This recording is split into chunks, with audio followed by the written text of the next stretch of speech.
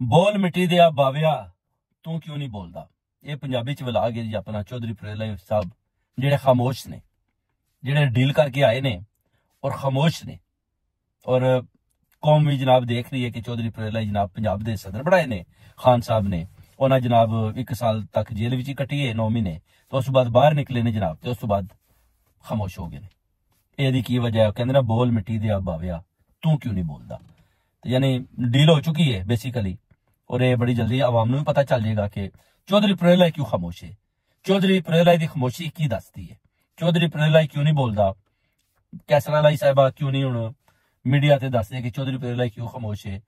क्यों नहीं हूं बयान आ रहे कि असं जनाब इमरान खान नाल खड़े हैं, क्यों नहीं आ रहे कि जनाब असी जरा कब्जा ग्रुप है जरा मुसलत होए ने इन्हां दे खिलाफ क्यों नहीं गल्लां हो रही। MP का क्या इलैक्शन चौधरी फरीद लड़ रहा है, क्या चौधरी फरीद भी कोई सीट की ऑफर हुई है, दी जा रही है, और वो केड़ी डील है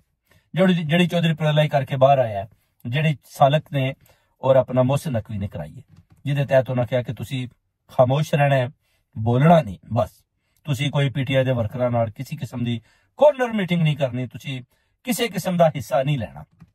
असं तुहानूं MP की सीट भी देंगे तो मोहसिन लाई चौधरी भी रस्ता देंगे कि वह भी पाकिस्तान आके अपने नैब के केस जोड़े ने उहदे उठा ले जान, खत्म हो जान, या उन्होंने फिलहाल उन्होंने बंद करता जाए जिकन के इस तो पहले किया जाता वे, और उस तो बाद जो जनाब उन्होंने आख्या कि ठीक है असं तेन कुछ नहीं कहते, और तू जो बोलना वे और तू अपना जोड़ा वे सिर्फ और सिर्फ अपने एस्टैबलिशमेंट के हक च बोलना या उन्होंने खिलाफ नहीं बोलना, और खान के हक च नहीं बोलना। उस तो बाद देख लो खामोशी है,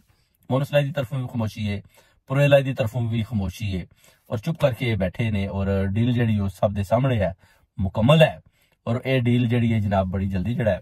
है आहिस्ता आहिस्ता तुहानूं पता चल जाएगा कि चौधरी बरादरान फिर कट्ठे हो गए ने, और खान साहब के नालों ये बड़ी जल्दी फिर तुहानूं आ जाना पैगाम के जनाब चौधरी फरीद भी हट गया, और मोहसिन लाई भी जड़ा जनाब वो भी मजबूरी उन्हें कहा जी कि मैं भी हट गया, क्योंकि उन्होंने यकीन दिलाया गया है कि खान साहब नूं असीं ना ते बाहर निकलन देना, ते जे निकल भी आए तो खान साहब पंजाब विच सियासत नहीं कर सकते, तो तुसीं अपनी सियासत बचाओ, काफ च जाओ, तो असीं तुहानूं किधरों किधरों सीटां दे के तुहाडी एडजस्टमेंट कराने आ, और एडजस्टमेंट के तहत तुसीं अपना जिहड़ा हुकूमत जारी रखो। तुसीं यह जिहड़ा ना अपना KPK की हुकूमत के नाल तुहाडी कोई इन्वॉल्वमेंट नहीं होनी चाहिए, उधर उन्होंने उधर ही रहण दिओ, सारे पठाणा नूं इकट्ठे आ, तुसीं पंजाब विच अपना पंजाबी हुकूमत करो, और साडा काम है तुहानूं अपना मोहसिन नकवी का काम है तुहानूं नून दे विचों सीटां लैके देणियां, काफ नूं तुहाडी एडजस्टमेंट करानी, और तुसीं चौधरी शजात नाल मिल के चलो, और इस काम नूं जिहड़ा ना लैके ते अगे जाओ, जिससे हामी भरी गई कि ठीक है जी असीं जनाब जिहड़ा अपना नाल खड़े हो जाने, चौधरी शजात दे काफी च असीं वापस आ जाने, ते नो प्रॉब्लम जनाबे अली, तुसीं सानूं जिहड़ा रस्ता दिओ, सानूं जिहड़ा अपना छोड़ दिओ, ते साडी जिहड़ी गिरफ्तारियां ने ओह खत्म करो, मेरी और मेरे बेटे मोहसिन लाई दी, और मैं जिहड़ा वे जनाबे अली ने वापस आके ते अपना जिहड़ा सियासत दा आगाज मैं आहिस्ता आहिस्ता उस तरह ही करांगा। फिलहाल उन्होंने क्या तू खामोश रहना चौधरी फरीद तू नहीं बोलना। चौधरी फरीद ने कहा जी मैं नहीं बोलता, उन्होंने बोल मिट्टी दिया बाविया क्यों नहीं बोलता, क्योंकि बोलना तो चाहिए। अगर अली मीन गंडापुर शोर मचा सकता है, सारे शोर मचाते हैं, हालांकि सब नूं पता है कि ये सिर्फ शोर ही मचा रहे हैं, खान दे नाल जुबानी कलामी खड़े ने। अगर ये चाहन तो प्रोटेस्ट करते, ये जाके उत्थे धरना देंदे और कहते कि खान नूं रिलीज करो। हुण ते साइफर का केस भी सिफर हो गया, और ये पंजाबी च तुसीं देखो अगर साइफर का भी सिफर हो गया तो बाकी भी सारे बोगस केस ने, तो फिर तो इन्होंने चाहिए ना जाके धरना देना डी चौक, या धरना देना कोई करोड़ 1.5-2 करोड़ बंदा लैके KPK ते इन्होंने चौधरी फरीद नूं कि नाल बंदे लैके अडियाला जेल दे बाहर जाके धरना देंदे कि खान साहब नूं कड्डो ते असीं लैके जाइए। जमहूरीयत इहदा नां है ना जी, इहदा नां ते नहीं कि तुसीं हुण घर बह रहे हो ते तुसीं कह रहे हो जी कि असीं पंजाब दे सदर हां, ते उधरों कहंदे ने असीं वजीरे आला वां, ते साडे कोल जनाबे अली ओहदे ने, ते तुसीं बस मीडिया ते बह के 2 मिनट रौला पा के तुसीं करी तरी टुर जांदे हो प्रोटोकॉल दे नाल। मगर जिहड़ा लीडर है इमरान खान, जिहड़ा अपना बानी PTI चेयरमैन PTI साल पहले वो ते अडियाला जेल च बंद ने ना। साडा मकसद है खान नूं बाहर कढाना। अगर तुसीं खान नूं बाहर कढाने च कामयाब नहीं होंदे तो फिर असीं तुहाडी हुकूमत नूं किस तरह मनीए कि तुसीं जिहड़ा जनाबे अली ना खान दे नाल खड़े हो। इस वास्ते चौधरी फरीद अली मीन गंडापुर असद कैसर जिन्नी भी क्यादत है ये जनाब